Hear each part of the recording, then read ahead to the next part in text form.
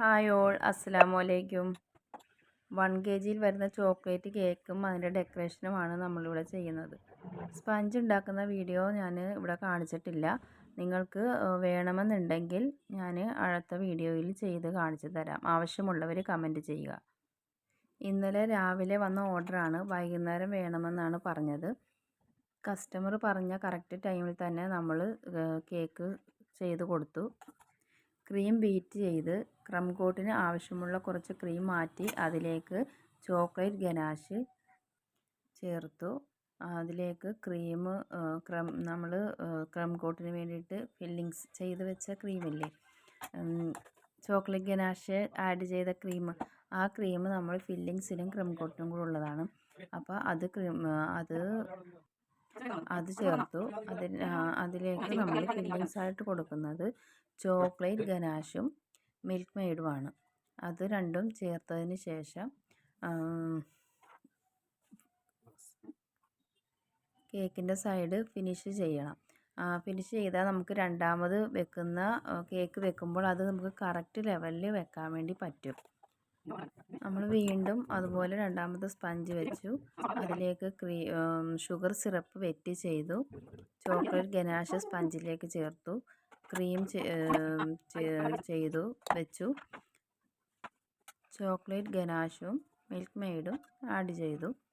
അങ്ങനെ വീണ്ടും മൂന്നാമത്തെ ലെയറും വെച്ചു. അങ്ങനെ അതുപോലെ തന്നെ വീണ്ടും ചെയ്തു. ഫില്ലിങ്സ് ആദ്യം ചെയ്തതുപോലെ തന്നെ വീണ്ടും ചെയ്തു. അങ്ങനെ 3 ലെയറും ചെയ്ത് 4 ലെയർ കിട്ടിയത് നമ്മൾ 7 ഇഞ്ച് പാനിൽ രണ്ട് പാനിലായിട്ട് ബേക്ക് ചെയ്തിട്ടാണ് 4 ലെയർ നമുക്ക് കിട്ടിയത്. പിന്നെ ചോക്ലേറ്റ് ഗനാഷ് ഉണ്ടാക്കുന്ന വീഡിയോ റെസിപ്പി വേണമെങ്കിൽ പറയണം. അത് ചെയ്യുന്നത് ഞാൻ അടുത്ത വീഡിയോയിൽ ചെയ്ത് കാണിച്ചു തരാം കേട്ടോ. നിങ്ങൾക്ക് എന്ത് ഡൗട്ട് ഉണ്ടെങ്കിലും കമൻറ്റിലായിട്ട് ചോദിച്ചോളൂ. എല്ലാത്തിനും ഞാൻ മറുപടി പറയുന്നതാണ്. നമ്മൾ എടുത്ത ക്രം കോട്ടിനുള്ള ക്രീം നമുക്ക് കറക്റ്റാണ്. കറക്റ്റ് ഫുള്ള് അതിൽ ക്രം കോട്ട് ചെയ്യാനുള്ളത് ഫില്ലിങ്ങും ക്രം കോട്ടിനും കറക്റ്റായിരുന്നു. നമ്മൾ ക്രം കോട്ട് ചെയ്തതിന് ശേഷം കേക്ക് ബേസ് ഒന്ന് ക്ലീൻ ചെയ്തിട്ട് വേണം ഫ്രിഡ്ജിലേക്ക് വെക്കാനായിട്ട്. അല്ലെങ്കിൽ അത് ഫ്രിഡ്ജിൽ വെച്ചിട്ട് എടുത്തിട്ട് ക്ലീൻ ചെയ്യാമെന്ന് കരുതിയാൽ അത് വൃത്തിയാകില്ല. അപ്പോൾ അതിന് ശേഷം അരമണിക്കൂർ കഴിഞ്ഞ് നമ്മൾ കേക്ക് പുറത്തെടുത്തു. ബീറ്റ് ചെയ്ത ക്രീമിലേക്ക് 1 ഡ്രോപ്പ് യെല്ലോ കളർ ആഡ് ചെയ്തിട്ടാണ് ഫിനിഷ് ചെയ്തേക്കുന്നത്.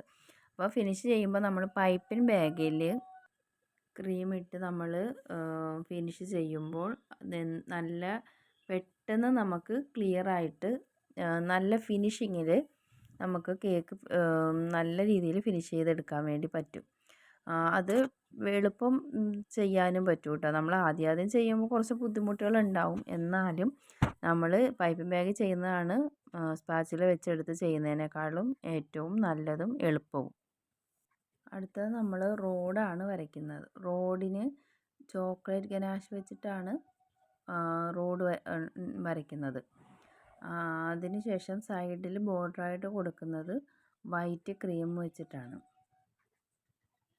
ഞാനീ പറയുന്നതിൽ എന്തെങ്കിലും മനസ്സിലാകാത്തതുണ്ടെങ്കിൽ കമൻറ്റ് ചെയ്തോളൂ. ഞാൻ മറുപടി തരുന്നതാണ് കേട്ടോ.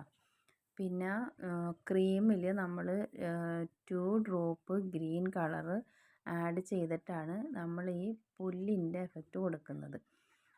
ഗ്രാസ് നോസിൽ വെച്ചിട്ട് വേണമെങ്കിലും നമുക്ക് ചെയ്യാം. പക്ഷെ അത് ചെയ്യുമ്പോൾ ഭയങ്കര വലിപ്പം പോലെ തോന്നിക്കും, ഒരുപാട് ഇതാവുന്ന പോലെ തോന്നുകൊണ്ടിട്ട് ഞാൻ ഇങ്ങനെ ഓരോ ഇത് വെച്ചിട്ടാണ് വലിച്ചു കൊടുക്കുന്നത്. അങ്ങനെയാണ് ഞാനിത് ചെയ്യുന്നത്. പിന്നെ ഗ്രാസ് നോസിൽ ഇല്ലാത്തവർക്കും ചെയ്യാൻ പറ്റിയ ഒരു എളുപ്പ മാർഗ്ഗമാണിത്.